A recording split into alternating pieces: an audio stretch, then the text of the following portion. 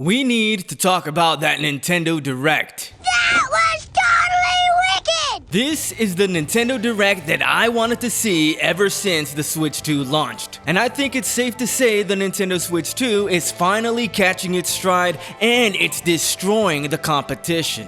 Today's Direct was banger after banger after banger, but there are some people who are not so happy with what we got. There are some people who are trying to rage bait about the Ocarina of Time remake. I'm gonna get into that, but first, I'm gonna run through the best games that were shown off today with comparisons to the other versions, and you're also gonna see gameplay for some of the games that were released today. Right now, what you're seeing is Rise of the Tomb Raider running on the Nintendo Switch 2. That's the second game in the reboot trilogy. Yes, I bought it pretty much as soon as it released earlier today, and this is a comparison with the PlayStation 5 edition. I ran a little test, and as you can see, the game runs at 30 frames per second, just like it did on the PlayStation 4. Stellar Blade is now confirmed to be launching on the Nintendo Switch 2, and you know what? Before the Direct even began, I was hoping Stellar Blade would be a stealth drop and release today. We didn't get that, but we did get at least confirmation that it's finally coming to Nintendo, and that to me is very good news. Maxo asked, does this mean Eve is coming to Super Smash Bros? Isn't that the question of the day? Bayonetta made it, but then again, she's first party and Eve is not. But clearly Nintendo is not averse to having suggestive characters in their Smash roster. The game originally released a little over 2 years ago on the Gay Station Pride with a lot of fake controversy drummed up by the usual suspects. Excuse me, it's ma'am. It is ma'am. Who thought that the game's protagonist, who is a female, looked too much like a female. They wanted Eve to be ugly like them. It was, however, impossible to deny how good the game was. This is a definite day one buy when it comes out on the Switch 2. Unfortunately, there is no release date as of yet. We only know it's coming out this year. Devil May Cry 5, the Devil Hunter Edition, has been rumored for the Nintendo Switch 2 for a few weeks now, and Capcom finally showed it off in today's Nintendo Direct. As you can see, visually it has some of the same drawbacks from the other Capcom games running on Switch 2, like with the way that the hair looks, but overall they confirm that it runs at 60 frames per second, and I gotta say, for it to look as good as it does and run at 60 frames per second just shows how powerful the Switch 2 really is. This thing is a handheld, remember, and it doesn't draw nearly as much power as the other consoles. This is another definite day one buy for me, and it releases later this month. Onimusha Way of the Sword, which is the latest game in the Onimusha series, is coming to the Nintendo Switch 2 day and date with the rest of the consoles, and this game looks like it's gonna be a must buy for action game fans. Dragon's Dogma 2 is getting a new edition called Dark Arisen that is gonna be launching on the Gay Station 5, the Xbox, and on the Nintendo Switch 2. At this point, who even needs a Gay Station when you got a Switch 2, right? This is a Capcom game, so this shouldn't come as a surprise to you. Capcom does seem to be madly in love with Nintendo right now, and especially with the Nintendo Switch 2. Lords of the Fallen 2 and Lies of P Complete Edition have also been confirmed for the Nintendo Switch 2. Lies of P is a critically acclaimed Souls-like that was released a few years ago on Generation 8 and the current generation. Lords of the Fallen 2 is a Generation 9 exclusive action RPG and Souls-like. It's going to be released on the Nintendo Switch 2 day and date with the other consoles.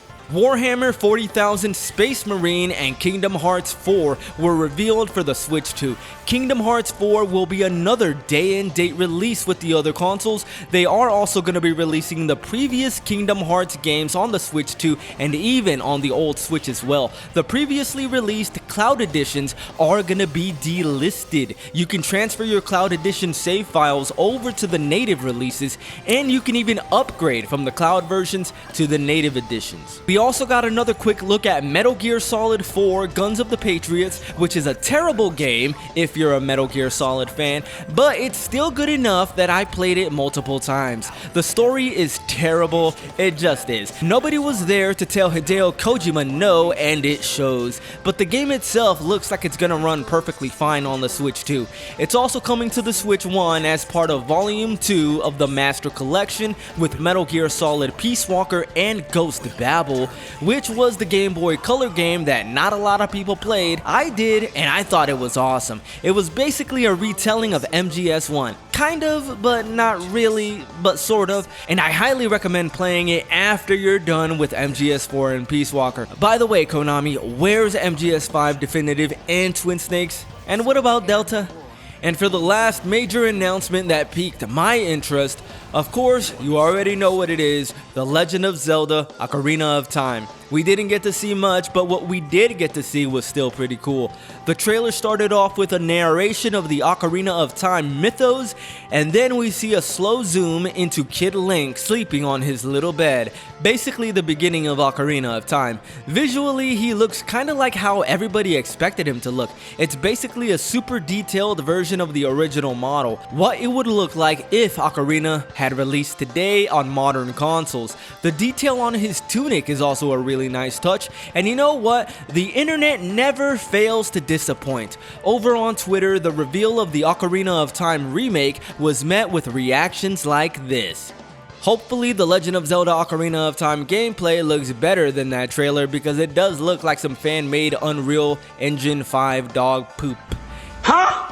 We haven't really even seen anything. All we got from the trailer was a narrator and one single scene of Link, and we don't even get a good look at his face. To me, from what little we can see, to me it looks pretty much the same as the original game, except that it's a lot more detailed. Leffen says, why does the Ocarina remake look like a PlayStation 2 game? This guy clearly has never played a PS2 game. Obviously. Some people just love to rage bait, I guess. The sense I got from this trailer is that it's gonna be a full-on remake, not like what we're seeing with Star Fox, which is basically the exact same game but with updated graphics.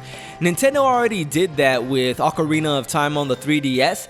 Granted, it still looked dated even when it released on the 3DS, but I really don't think Nintendo is just gonna do the same thing again, especially with a title that is as important to their history as Ocarina of Time. This is considered, even still to this day, their magnum opus. The sense I got from that trailer is that we're gonna see an expansion of the Ocarina of Time mythology. It's gonna be bigger, we're gonna have more interactions with the NPCs, the overworld is gonna be a lot larger with more areas to explore.